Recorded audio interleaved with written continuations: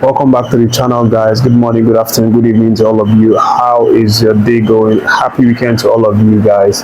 And as always, big kudos for you out there who is watching this video, taking time out of your busy schedule to actually catch this one. It's something really nice, and I appreciate that a lot, guys. And apologies, guys. Yeah, I actually said I was going to post the link to our Super Falconets game yesterday against Morocco, but I did not post that on Facebook because I couldn't find any link to the live match. The only link I actually found was the one that was showing Gambia versus Benin, which was played simultaneously with our game. But of course, the good news is we actually won that one 2-0 yesterday. And of course, it's a victory that we obviously needed. It's a victory that the Nigerian team in Ghana right now actually needed, considering the fact that we lost in the men category. Ladamboso's team obviously losing that one to Uganda the day before yesterday. So it was a much needed victory from our female team, of course, to get that one. First half was already 2-0, which of course shows you how serious these our women are, how intense they are, how focused they are, in this competition. And of course, the goal actually came from an own goal situation, the first goal, obviously. But again, in the 40th minute, Nina Ado actually scored the second one, and then we went on to win the game by that goal margin. Their next game is going to be on Monday against a tough Senegal side. But of course, the good news is that they will actually have a few days to prepare heading into that one, so they will turn up recovered, re-energized, and of course fit for that game. And we have the men's category who also will be playing their second game against South Sudan on a Monday. That game is a must-win game for Ladamboso and his team because they lost the first one, and they have to win this, and of course win the last game to have a clear chance at qualifying. But the girls have already done a good job with their first game, so they still need to win again against Senegal on Monday. But of course, a draw wouldn't be a bad idea. But let's see how this one goes. They are currently topping their group, which is a good thing. We'll keep our fingers crossed on this one, guys. So moving forward, guys, to the next update, let me let you know that Victor Osimhen was in action for Napoli yesterday as they played out a 1-1 draw against Torino. Of course, it was a very, very heated match, obviously, because Osimhen actually got a yellow card in the first half, I think in 36 minutes or thereabouts. That just goes to show you how intense the match was.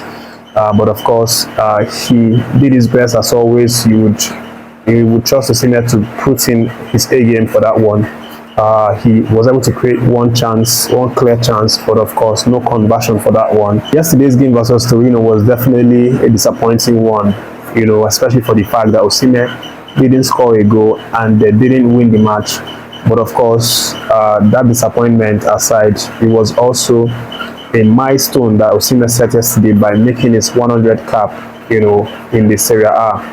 And it would interest you that in these 100 caps, Osimhen has now scored, or he has scored 61 goals and made 16 assists in just about 100 appearances for Napoli, which is mind-blowing. The only few people who have been able to top this record are just very few of them. The likes of Cristiano Ronaldo with 81 goals. We have Andriy Shevchenko with 64 goals. And then we have Higuain with 65 goals, Vincenzo Montella with 64 goals, and David Trezeguet with 63 goals. This is absolutely fantastic. I mean, to even think that someone would score 61 goals and have 16 assists for 100 appearances. This is definitely something fantastic to see, Osimhen setting these records with elite footballers, the ranks of Ronaldo, Higuain, and all of that.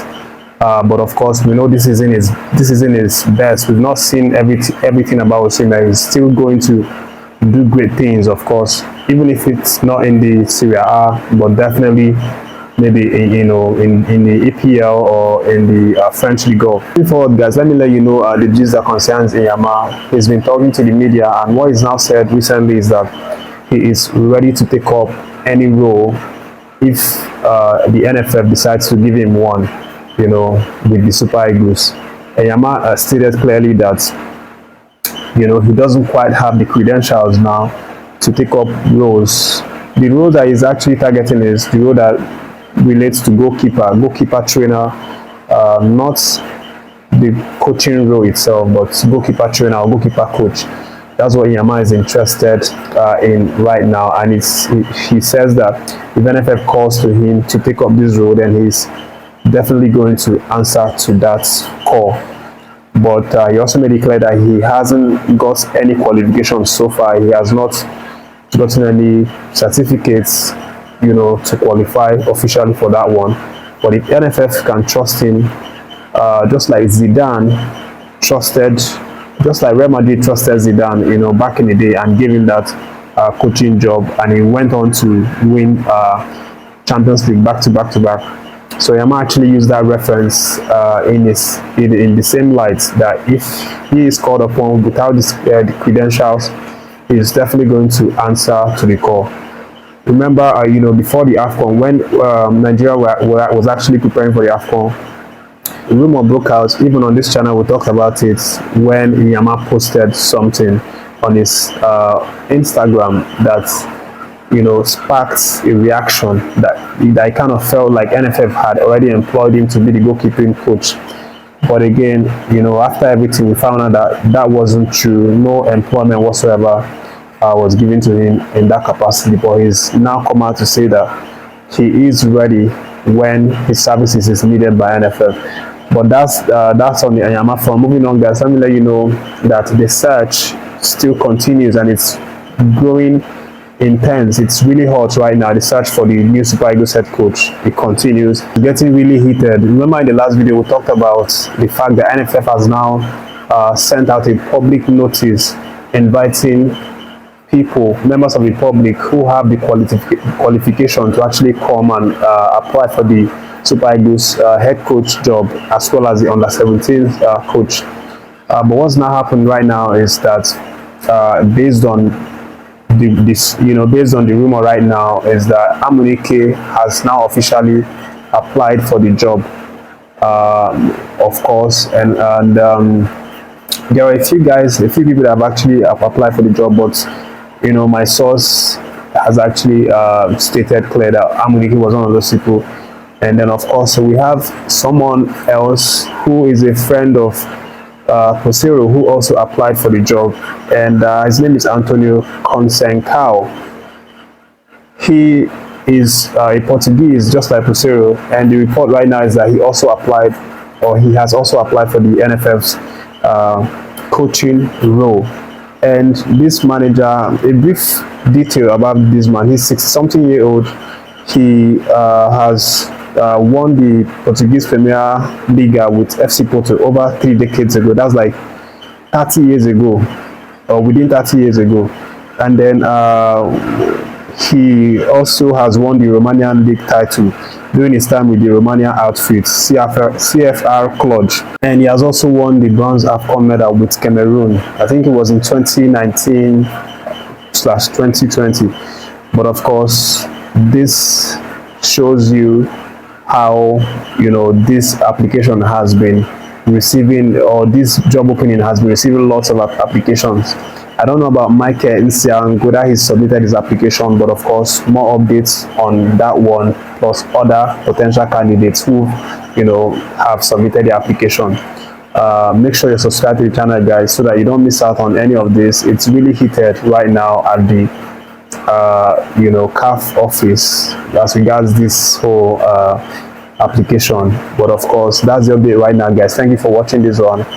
As always, make sure you subscribe to the channel if you've not done so, and if you have subscribed to the channel, please don't forget to like the video, also share, so that we'll get across to a lot of people. Thank you, guys, and I wish you a very wonderful weekend celebration with your friends and family. Take care of yourself until I catch you in my next video. Bye bye.